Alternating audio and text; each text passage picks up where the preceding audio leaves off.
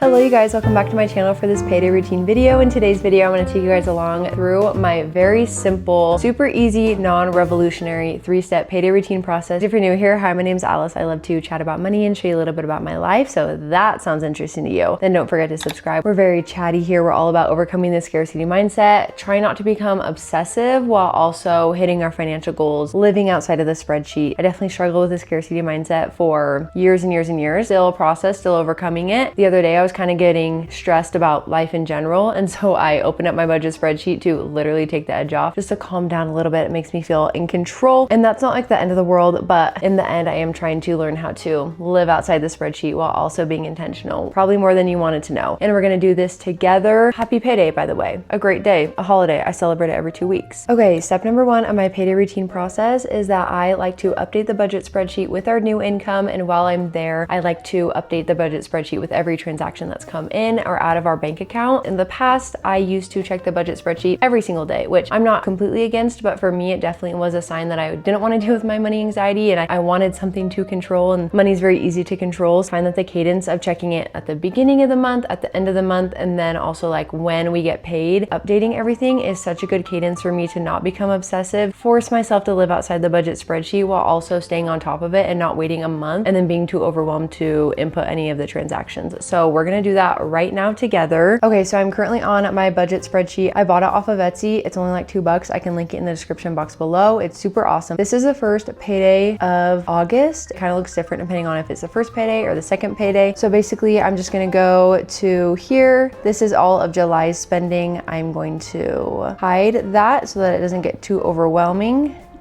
And then we're gonna start fresh. I genuinely have not entered anything into this budget spreadsheet, zeros everywhere. Oh no, I'm filming on my phone and that's where my bank app is. Okay, I got my husband's phone, so I'm gonna fill out the budget spreadsheet with the credit card app. That happens where you budget, but then you don't get paid at the very first part of the month. And so then you already spend money on it, which is fine. We're credit card users and it makes that really simple. But if you use a debit card, you just have to have more money in your bank account, which is, you know, totally fine. You do your thing. Really quickly enter everything in, talk amongst yourself. I'm just kidding. But does anyone want to talk about how freaking good the Spider-Man movie was? We went as like a double date and I did not want to go at all because I personally do not like the movie theater. And then we went and I was like, this is the best movie ever. Usually I sit in a movie theater and I just like yearn for it to end.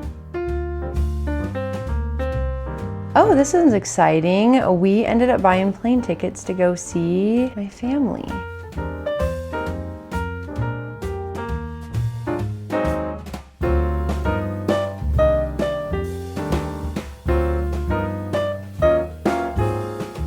Okay, so we have filled out kind of everything we've already spent so far. After I do that, step number 2 of, well, we're kind of gonna mix the steps up a little bit. I need to see how much rollover, like what deficit we're coming at. So let's see, I also need to change this to be $180. Over the first week of this month, we've already had $1,000 come out of our bank account. I know that as our rollover, so we need to make sure to remember that, and then we can put in the income.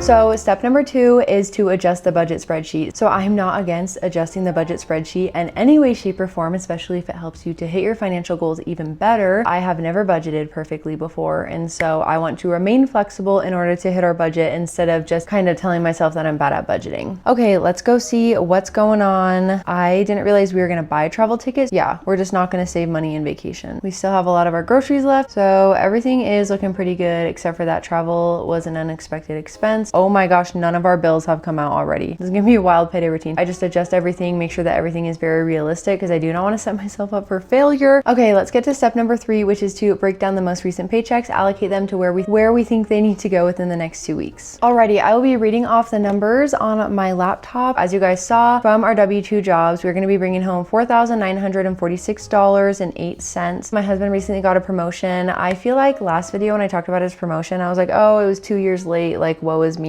But then you guys were so nice and like hyping me up and I was very grateful for that. And then as you guys saw, we are going to be rolling over with a negative $7,890.80. We only invested $288 when I said that we had already invested double. I forget that me and my husband each week we invest $144 each, not $288. Sometimes budgeting's not always cut and clear. For this month, we already spent that almost $800. We do use credit cards. We do treat it like a debit card, except for the fact that we know that we're making that money in the future and then we do have a buffer. If for some reason we spent money and then we like lost our jobs and didn't get a paycheck from our jobs, even for the days that we did work, we would just take that money out of the emergency fund. It seems a little risky, but it's really not. So that leaves us with a total of $4,156.28 to be budgeting with for the next 2 weeks. Okay, moving on to bills. Not all paychecks are spent equally. At the very beginning of the month, most of our paychecks go towards like saving and investing. The second paycheck cycle, a lot of that goes towards bills because our mortgage comes out, which is over $2,500 a month. Next pay cycle, we will be spending thousands of dollars on bills. Yeah, we'll have to remember to have a lot of leftover. First off, our internet is going to come out. That's only $45 for a gig, which I think is such a good price. For our gas bill, we're going to only budget $20. It has been so hot, you guys. We have not had to heat our house or do anything like that. It's been very, very low and we're very fortunate. For car insurance, that'll be $173.54, which I think is really good for 2 cars. And then for water and trash, that'll be $126.38. So those are more of like the traditional bills that you think of. And then we do have 2 subscriptions that we're paying for this pay cycle as well. That'll be $10 for something called NVIDIA. Let me see if I can say it accurately. You like rent a spot on a server.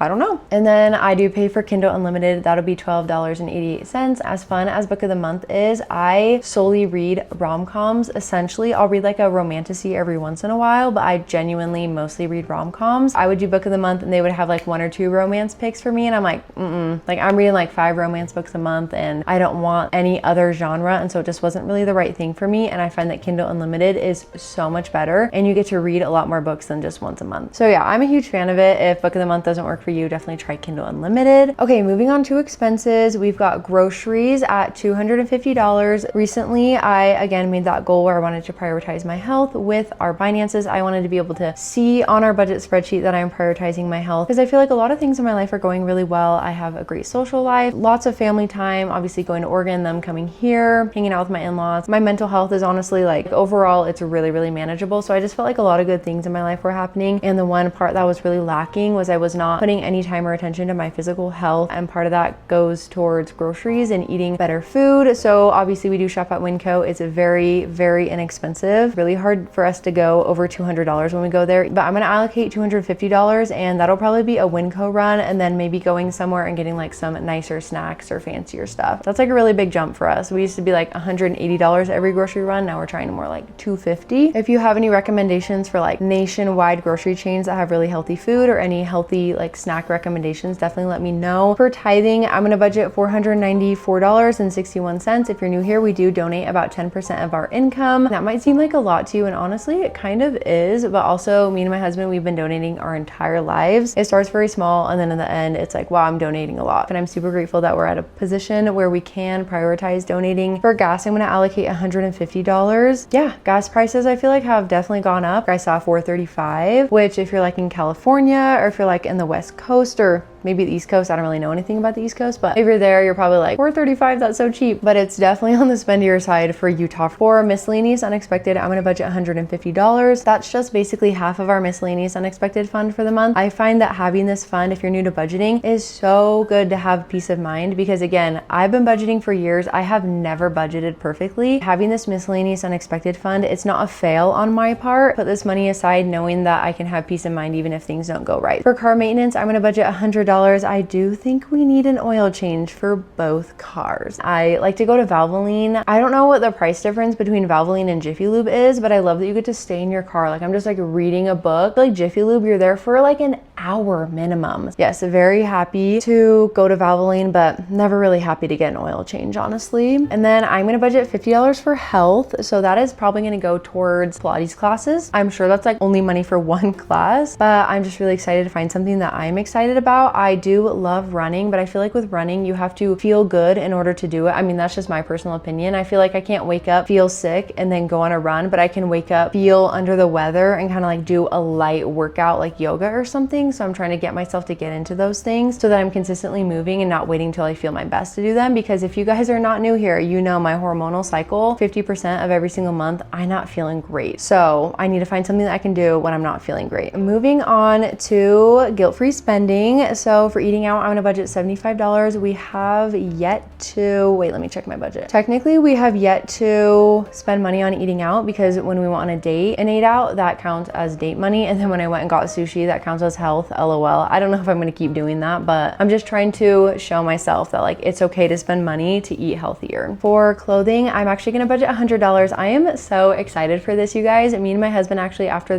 dinner, we're gonna go to the mall. Oh, I forgot to say, we're gonna take my ring and go get it fixed, which has been a long time coming. A little diamond fell out of it. It's only gonna be $70, but I'm just so excited to wear my ring again. I feel like I haven't worn it in forever because the little diamond fell out and it's kind of out of the way to get it fixed. Also, after this, we're gonna go to the mall and I'm gonna buy a workout outfit because part of also me working on my physical health is that I only have 2 pairs of yoga pants. Cheers. Certain activities warrant like shorts versus yoga pants, and I just feel like sometimes I want to work out, but I genuinely don't have the outfit or the clothing to work out, which I feel like a lot of people have the opposite problem where they're like, I need to stop buying workout clothes, but I'm like, I do not have that many. Sometimes I'm like, do I want to do the laundry or do I want to go to the gym? Like that's too big of a barrier for me, so I definitely need to buy some more workout clothes. Okay, for golf, my husband already spent $75 this month. He's gonna go play a round of 18 with his friends, but I'm gonna budget another $25 just in case he wants to like hit the driving range a couple times. For splurge, I'm gonna budget $50. I love having a miscellaneous fun category. Basically, that's what splurge is. I feel less limited and less restricted with my budgeting if I do have fund where I can go to the store and see like an electrolyte packet that I want to buy or like a brow pencil that I want to buy, and then just be able to quote unquote impulsively buy it within the confines of my budget so that it never breaks the bank, but I never feel like I'm super restricted. Yes, my other categories are going to be lower because we have a splurge fund. I find that it really helps emotionally when it comes to budgeting, and if that's what you need, this is a great tool as well. I don't think we're spending any other money on fun this month, so that's pretty good. That'll be $175 for the next 2 weeks, which is pretty low. I could see myself overspending in clothes for sure, so we'll see what happens with that. I might have to like allocate the splurge fund to the clothing, but okay, the last category is saving and investing. The emergency fund, we're gonna put $1,000 towards that. So we have the goal of hitting $30,000 in our emergency fund by the end of this year. At first, you guys were asking me like, oh, what are you gonna do with that extra money? Like when you don't have to allocate it towards the emergency fund, because we do put $1,000 a month pretty regularly into that fund to hit that goal. In the back of my mind, I was like totally gonna pull the rug out from everyone and be like, oh, we're actually just gonna infinitely save for our emergency fund because I have the scarcity mindset and I'll never feel secure in our money. Have the most ginormous emergency fund, but I'm talking about it, me, my husband, everything, and I'm actually getting really excited to end that fund and feel good about where it's at, even though like, yes, if we both lost our jobs, we had a health emergency and the girls had a health emergency, like of course that would not be enough money, but the odds of all those things happening at the same time are very rare. I am very excited to use that $1,000 a month for other stuff. We plan on increasing our guilt-free spending by just a little bit. What else do we want to do? We want to put more money towards a child, put more money towards the vacation fund. We definitely want to make sure we are prioritizing going to Oregon a lot more. Okay, for the Roth IRA, I'm going to budget $576 for the next 2 weeks, and that should be every single week. Me and my husband both contribute $144 to that. By the end of this year, we should have the Roth IRAs completely maxed out. Well, that's not true. We accidentally put like $1,400 extra dollars in there, thinking that we were so smart. Then when you guys saved me a lot of headache when it comes to taxes and said that they're actually a combined pot and it's like a combined limit, we are going to have to stop my husband's Roth IRA contributions because we put the extra money into his traditional IRA account, but then we'll put that money into a brokerage account. So it's kind of all confusing, but in the end, we're investing a lot that we're very proud of. For the car, we're going to put $200 into that. We have a pretty good amount in our car sinking fund. I think it's over $2,000 right now, which is really great, but we do have 2 cars. One is 20 years old and one is 10 years old. Because we have these older cars that cost us less upfront, we know that we definitely need to have a very healthy car maintenance sinking fund. We want to get more around $3,000. For celebrations, I'm going to put $200 away for that. Even though it is only August, I feel like Christmas is already just around the corner and I definitely want to start contributing even more to our celebration sinking fund. And then originally I had planned to put money into the vacation fund, and then we bought plane tickets for essentially $200, and I don't want to make my life too confusing. Keep that as it is. And then also for our house and yard sinking fund, the place that we buy trees and bushes from is having an end of summer sale. Might as well just buy things at the start of the fall. We were going to put $200 into the house and yard fund as well, but then we decided that we should just keep it in our bank account because we're going to be using it this month. For a child, we're going to save $200. We have the goal to have $4,000 saved by the end of the year for a child. Child sinking fund is not necessarily for like hospital medical bills. We actually have an HSA for that. We actually want to use the money that's in the child sinking fund to genuinely make our lives happy so that I can do any workout class that I want to do. If I give birth and then suddenly none of my clothes fit, and say they won't fit fit for like a year or two or they never fit again, I am not feeling bad about myself about wearing clothes that don't fit me very well. I'm just gonna buy a new wardrobe. I'm not like gonna be a crazy bougie new mom or anything, but we just want to make our lives a little bit easier. $10,000 so I can buy cute maternity clothes, I can buy cute postpartum clothes, do any therapy that I need to feel better. I'm not trying to be like, oh, I'm never gonna face a hardship in my life, but I definitely want to make it a little bit easier on ourselves. Okay, so that is saving a total of $2,176 on the dot. Even though we have been saving a lot of money for quite some time now, I definitely want to remind you that even if you get used to doing something that used to be absolutely impossible to your past self, or it used to be something you would set a goal to and now you do it so seamlessly that you don't set the goal, it's still as impressive as ever, even though it's like easier for you. Sometimes I get into the habit where it's like, oh, if it's easy, I have to push myself even more, when it's like, no,